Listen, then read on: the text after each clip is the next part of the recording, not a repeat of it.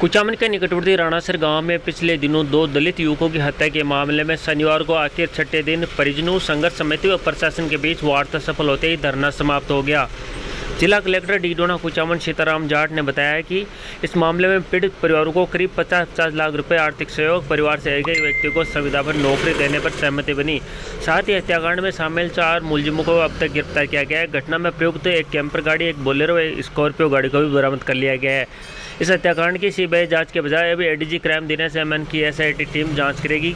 घटना में शामिल सभी 4 मुलजिमों को गिरफ्तार किया गया। साथ ही अगले 15 दिवस में बाकी मुलजिमों को गिरफ्तार करने के लिए सहमति बनी है। इससे पूर्व शनिवार को दिन भर धरना स्थल पर काफी भीड़ जुटी रही। खींवसर विधायक नारायण बेनीवाल, विधायक पुखराज गर्ग, संघर्ष समिति से गोविंद मेघवाल, प्रमोद आर्य या आरएलपी भुराम शेषमा सहित सर्व समाज के लोग यहाँ पर मौजूद रहे। शाम को प्रशासन के साथ यहाँ पर वार्ता सफल रही। उसके बाद यहाँ पर धरना समाप्त कर दिया गया।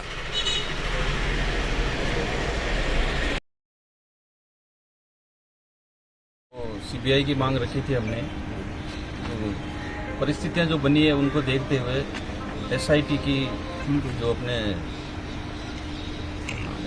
दिनेश जी एमएन साहब हैं, उनके नेतृत्व में इसका अनुसंधान किया जाएगा। पूरा एसआईटी टीम का गठन हो चुका है। और दूसरी मांग थी जो 1-1 करोड़ की मृतकों की, तो उसमें 15 लाख रुपए सरकारी सहायता है, बाकी 5 लाख रुपए हनुमान जी बेनीवाल जी की तरफ से हैं प्रत्येक मृतक को, और 30 लाख रुपए जो हैं वो भामाशाहों की तरफ से हैं। तो दोनों मृतकों को 50-50 लाख रुपए परिजनों को दिए गए हैं। और तीसरी जो है 4 गिरफ्तारियां हो चुकी है, 3 वाहन भी जब्त हो चुके हैं, और दूसरे जो गिरफ्तारी है बाकी है अभी, तो प्रशासन ने आश्वस्त किया है कि 15 दिन में वो भी गिरफ्तारी भी हो जाएगी शायद। और चौथी संविदा पे वो रखने की कर्मचारी, तो वो भी सरकार ने मांग दी। प्रत्येक मृतक के एक परिजन को संविदा की नौकरी दी जाएगी। पंचायत स्तर पे जैसे भी प्रशासन आदेश देता है, कलेक्टर साहब जैसे देते हैं। आपका नाम? मैं विद्या सरपंच श्रवण कुमार बुगालिया। जो कि भाईचारा और सदाचार का ये क्षेत्र जाना जाता है, हमें जानकर बहुत दुखी है कि जिस प्रकार से असामाजिक तत्वों ने कुछ भाइयों के द्वारा ऐसे सरल और व्यक्तित्व को जिस प्रकार से कुचलकर हत्या कर दी गई, मुझे याद आती है डांगावास प्रकरण की। मैं बहुत दुखी हूँ और व्यथित भी हूँ। मुझे पता लगा, और इस प्रकरण को जब 5 दिन हो गए, क्योंकि हमारी सनातन वैदिक परंपरा है, कोई भी शरीर जब चला जाता है दुनिया से तो उसका पार्थिव संस्कार समय पर दाह संस्कार होना चाहिए।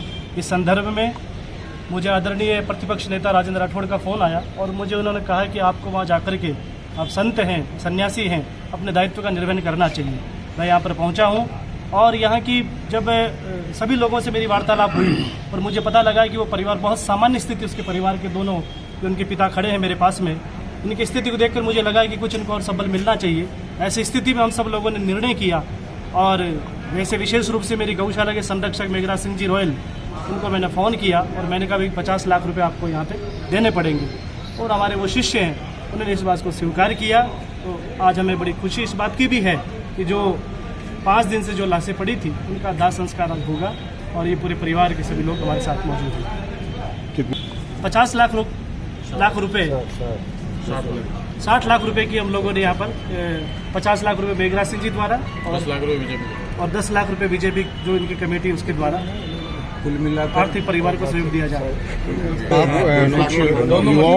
युवाओं को क्या संदेश देंगे? कि ये हमारा राजस्थान भाईचारे का है, सदाचार का देश है, ये हमारी महापुरुषों की धरोहर है, और यहाँ पर जातिवाद मुक्त राजस्थान होना चाहिए, मानवतावाद जिसमें हम स्थापित कर सकते हैं, ऐसा हमें कार्य करना चाहिए।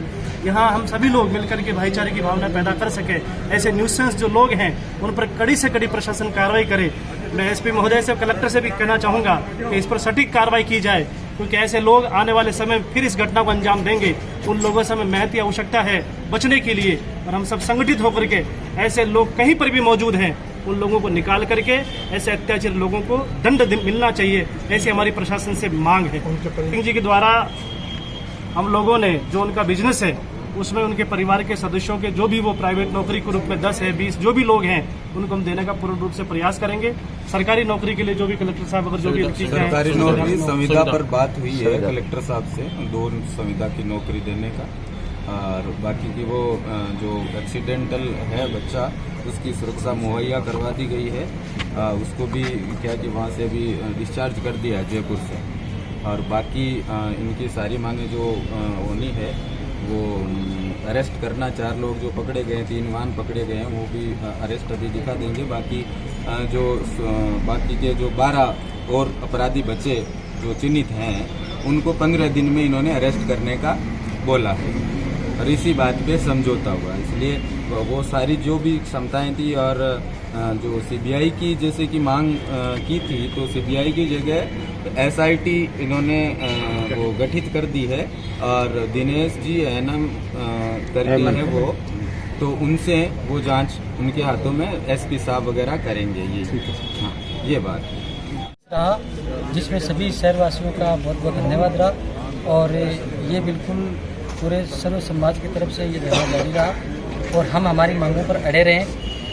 हमारी मांगें जो थी उन्होंने एसआईटी गठित की है, जो दिनेश एमएन सर के दिशा निर्देश पर वो एसआईटी गठित करके इनकी मामले की जांच करेंगे, और संतों का इसमें बहुत बड़ा सहयोग रहा है।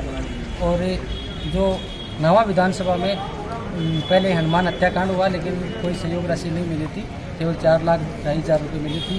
उसके बाद में प्रेमाराम हत्याकांड इस नवा विधानसभा में हुआ, उसमें कोई सहायता नहीं मिली थी। यहाँ पे लीला देवी बावरी हत्याकांड हुआ था, उसमें भी कोई किसी तरीके की कोई सहायता नहीं मिली थी। लेकिन इसमें सभी शहरवासियों के सहयोग से, पूरे प्रशासन के सहयोग से, सरकार के सहयोग से, इसमें प्रत्येक तमाम आम आदमी जो धरनार्थी सभी गांव-गांव जानी से जो पधारे हुए मेरी ओर से और पूरी संघर्ष समिति की ओर से सभी शहरवासियों की ओर से बहुत बहुत धन्यवाद। और सहयोग राशि किसकी? सहयोग राशि लगभग 1 करोड़ की रही है, 50-50 लाख रुपये रहा है, जिसमें सरकार की तरफ से 30 लाख रुपये रहा है, और 50 लाख रुपये संतों की तरफ से मिला है, और 10 लाख रुपये बीजेपी सरकार से मिला है, और 10 लाख रुपये आरएलपी की तरफ से मिला है। दुखद घटना हुई थी उसके बारे में कुछ आंदोलन कर रही थी 4-5 दिन से। आज अभी शाम को इनकी जो समिति है उससे चर्चा हुई है। उस चर्चा के दौरान जो समिति है, जो संघर्ष समिति बनी हुई थी, उन्होंने राज्य सरकार द्वारा जो जांच करवाई जा रही है उस पर सहमति दी है। उन्होंने सीबीआई वाली मांग को छोड़ दिया है। उसके साथ में जहाँ तक जनसहयोग का विषय है, जनसहयोग में राज्य सरकार की तरफ से 18.5 लाख रुपए जो SC/ST अत्याचार निवारण निगम 1995 देते हैं उनका हम इनको लाभ देंगे। साथ में 10 लाख रुपए माननीय मुख्यमंत्री महोदय की तरफ से उनको पीड़ितों को दिया जाएगा तो उनको, और 3.5 लाख रुपए जनसहयोग से इनको इस तरह से करके 30 लाख रुपये की आर्थिक सहायता राज्य सरकार की तरफ से होगी। और बाकी जो यहाँ संघर्ष समिति के जो सदस्य थे और महाराज श्री थे, इन्होंने अपने स्तर से इन परिवारों को सहयोग का वादा किया। तो बात हो रही थी, वो कह रहे हैं कि इसमें हम आगे बढ़ रहे हैं SIT की जाँच के लिए, और एसपी साहब के सुपरविजन में ये सारी कार्रवाई